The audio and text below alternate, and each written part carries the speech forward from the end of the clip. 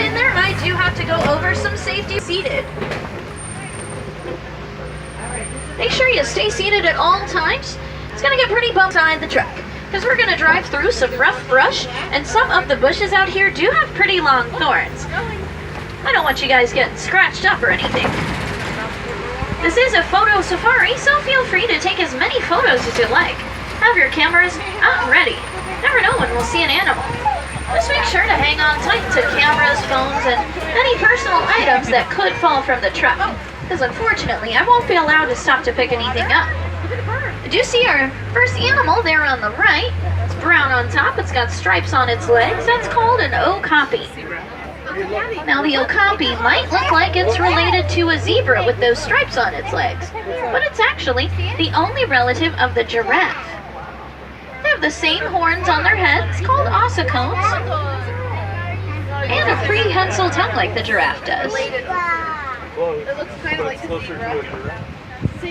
The okapi is just one of many animals up on that animal spotting guide right above your head. Now we may not see all of those animals today, but we usually have some pretty good luck. We're starting here in the Little Ituri Forest, where the animals rely on their natural colors and markings to act as camouflage to hide from predators. So we might have to look closely to see some animals here. There is a black rhino doing a great impression of a boulder up there on the top of the hill on the left. Oh, there's another one right here on the left as well. The black rhino can get up to about 3,000 pounds. They have a prehensile pointed upper lip that allows them to eat leaves right off of trees. Sadly though, they are critically endangered. There's only about 5,000 left in the world. Might sound like a lot, but it really isn't, because a lot of times in the wild, they're poached for their horns, which are made out of a substance called keratin. And that's exactly what our hair and nails are made out of. Sometimes people who don't know any better seem to think it has medicinal properties to it, when it really doesn't. There's two different types of antelopes here on the left. The reddish-brown ones up there are called bongos. The bongo is the largest antelope. Both male and female bongos do have horns. They're one of the only species of antelope where both sexes have horns. And the lighter tan one is called a greater kudu. Looks like a female, doesn't have any horns. Is one of the larger antelopes though. They can get up to about 55 inches at the shoulder, which is just under 5 feet tall. And they can leap up to 8 feet in the air.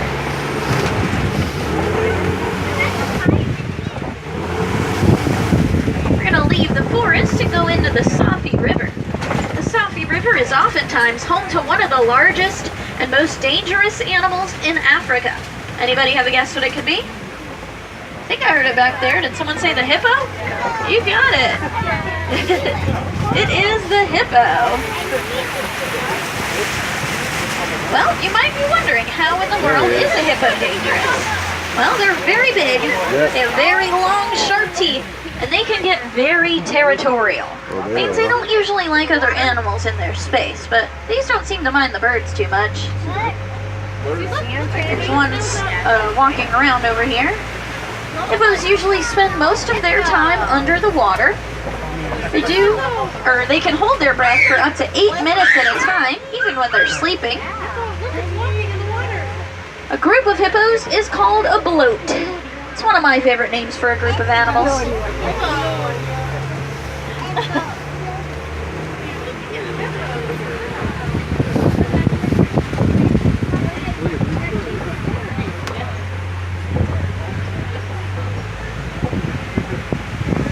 Ooh, there's some Nile crocodiles here on the left.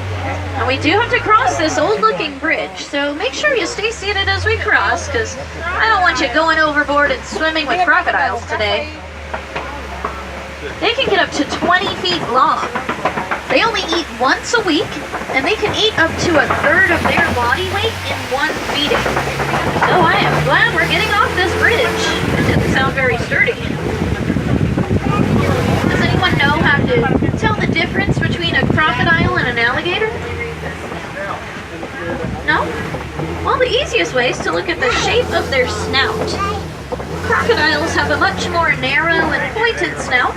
It's like a V shape, Whereas alligators, theirs is more of a rounded or U-shaped snout. But crocodiles are also a little bit smaller in size overall, and when their mouths are closed, you can see more teeth showing on a crocodile than you can an alligator.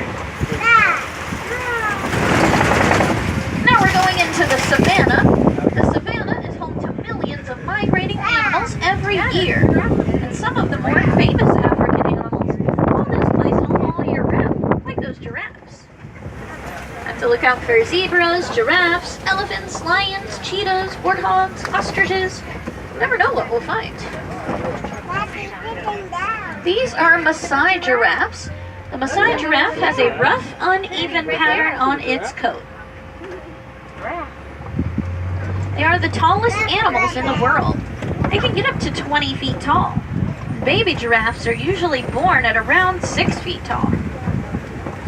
They learn how to walk within the first hour of their life. We'll go get closer to them here.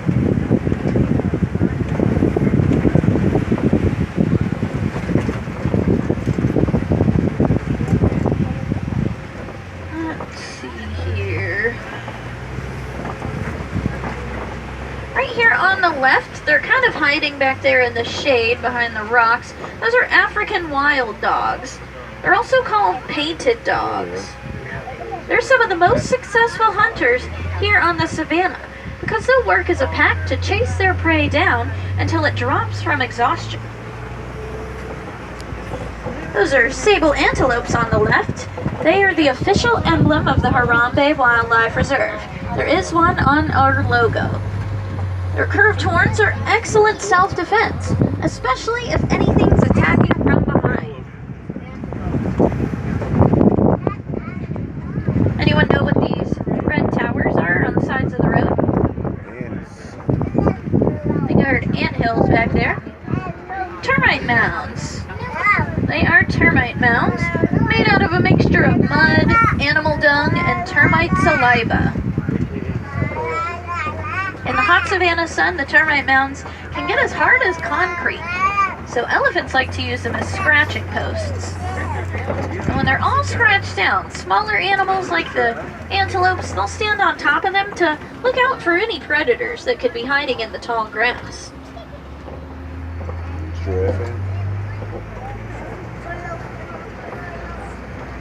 Getting closer to the giraffes here on the right.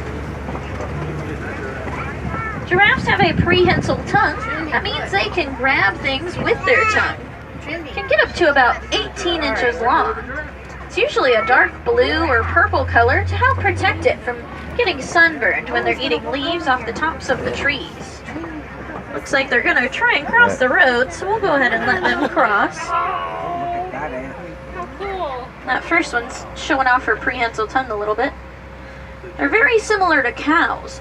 They have 4 stomachs like cows do. Wow. So they'll actually eat for around 16 hours a day.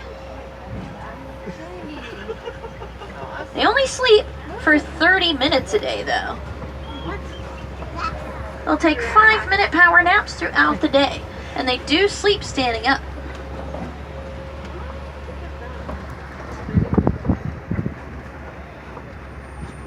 Despite their size, giraffes do have the same amount of vertebrae in their spine as we do, which is 7.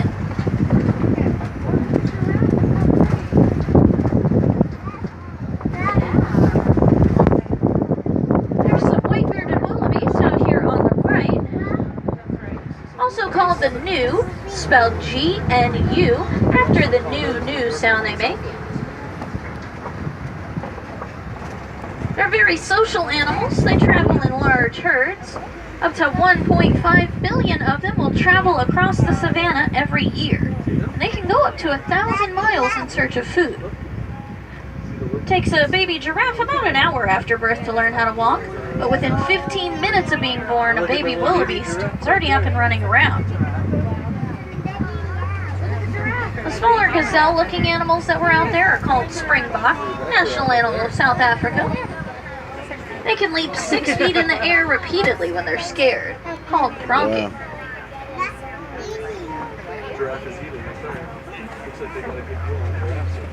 Good view of that giraffe there. And it looks like we're coming into elephant territory up here.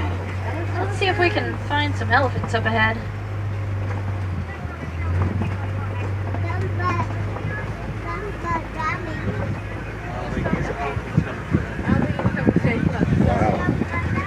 Yeah, the broken tree on the right-hand side of the road here is a good indicator that we're going into elephant territory.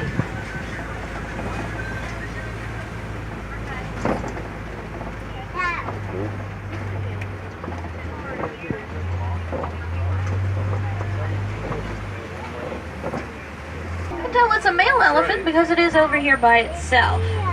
See if we can get a closer look at him. Male elephants are usually pretty solitary. They tend to break away from the herd at around age 13 to 14 to go do their own thing. Sometimes they will join groups of other male elephants called bachelor groups though. You can see him fanning his ears. That's one way elephants do cool down. They have blood vessels right behind their ears, so when they fan their ears it'll cool off their bloodstream. I do have to cross over another old bridge though. But good news is it doesn't look like there's any crocodiles underneath this one. Here we go. Ooh, that does not sound very good.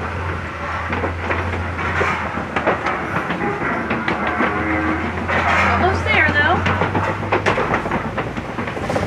Whoa, phew, we made it. Alright. Sounded like a close one. We are driving through some red clay pits here. I do see some footprints and even tusk marks in the wall on the right. So elephants were here before. Oh, there they are on the left.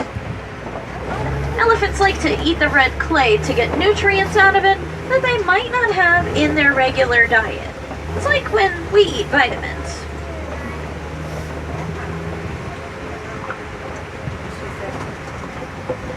Looks like there are quite a few up there, so probably is a female group. Elephants are matriarchal. That means everything that happens in the herd is decided on by the females. They spend their time in groups and watch over the babies, while the males, like I said, typically leave the herd or join those bachelor groups. I have seen a younger male still nursing from his mother over here, though. And there was actually a baby elephant born on the reserve last December. Oh, there you go. You can see her a little better. It is a female. She's almost a year old.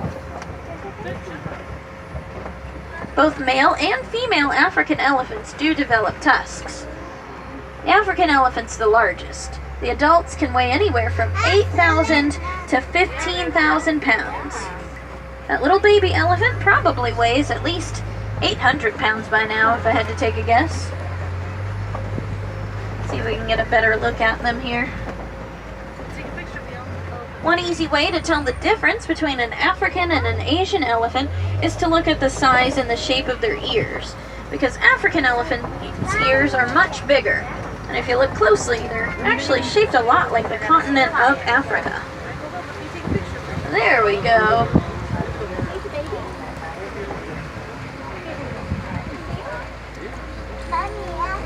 It's a much better view of them. Might have to lean over your left shoulder, but you get a pretty good view of her nursing there. Another way elephants cool down besides fanning their ears is by throwing mud, sand, dirt, whatever they can find up onto their backs. It's going to help them cool down, and it also acts as a natural sunblock for their skin, because they have pretty sensitive skin like us. These are greater flamingos. They are the largest but the lightest pink of all flamingos. They do get their color from their diet. They eat a lot of shrimp and krill, which are high in beta-carotene, and that is what turns their feathers pink. It does take about 2 years for a flamingo to get its full pink color, though. 5,000 pounds, much bigger than the black rhino that we saw at the beginning. Their name is actually a mistranslation of an Afrikaans word, which is weit. It actually means wide, not white, because they have a wide, flat mouth that they use to graze on lower shrubs and grasses. They are herbivores, so they only eat plants, but if they feel threatened, they can charge at up to 35 miles an hour. There's around 5,000 black rhinos left in the world, and a little less than 11,000 white rhinos left in the world.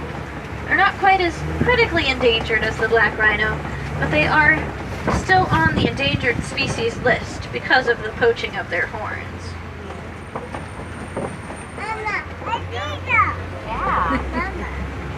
Keep your eyes peeled on this hill on the left here. Sometimes we do see cheetahs roaming around. I think I see at least one of them up in the corner on this next hill. Maybe two up there. We'll go get a closer look once the truck in front of us moves. Cheetahs are the fastest land animals. They can get between 60 to 70 miles an hour, but they are sprinters. They can only go fast for short distances. Oh, there's two up here, right in the corner there. Laying down there. Cheetahs are the only cats with non-retractable claws. That means they cannot pull their claws back up into their paws like other cats can. They're also the only large cat that doesn't roar. They kind of meow or chirp like a house cat would.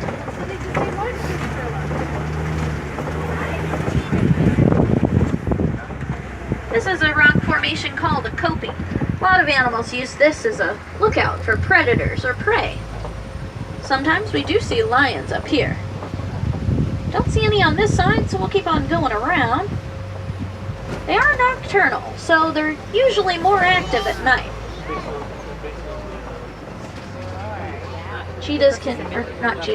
Lions can sleep for about 18 to 20 hours a day.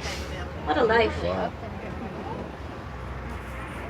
When they wake up at night, female lions go out and do all the hunting, while the males stay home and watch over the pride. Oh, yep, there's a male down there, taking a nap. On that big rock sleeping. The typical pride of lions does consist of one alpha male and multiple females. Sleeping. During the day, their eyesight's about as good as ours, but at night it gets around 6 times better. They're excellent night hunters. Sleeping. Taking a nap. There on the left, they're a burrowing animal. They spend most of their time underground where it's nice and cool. They're very territorial. They'll back up into their burrows with their tusks pointed outwards. These are called bantabucks, and the bigger, furrier ones are called waterbucks. Now, all those waterbucks do look like females. None of them have horns, but the bantabuck is similar to the bongo. Both male and female bantabucks do have horns. The bantabuck is related to the wildebeest, even though it is an antelope. In the early 20th century, they were practically hunted to extinction for their beautiful coats.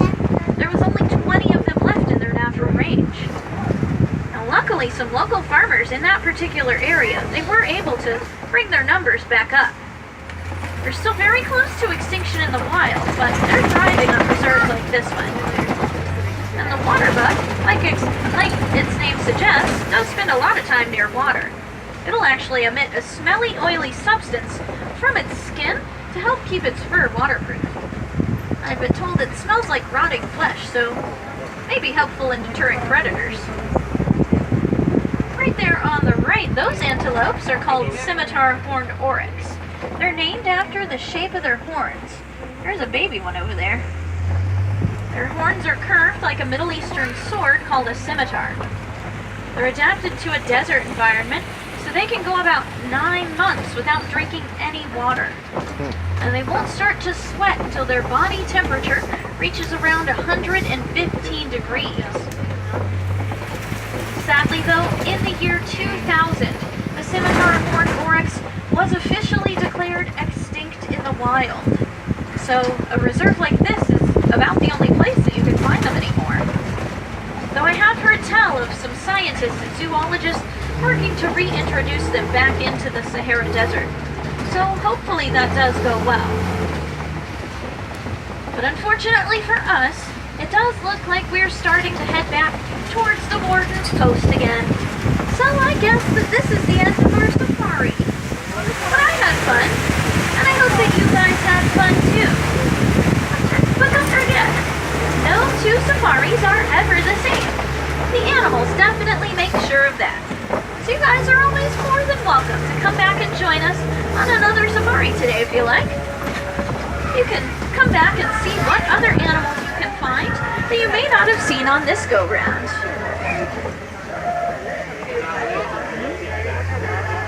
I'd recommend coming back around sunset because that's when the nocturnal animals like the lions do start getting a little bit more active and even vocal. Sometimes if you're lucky, you'll get to hear them roar, which is really cool. It's also around the same time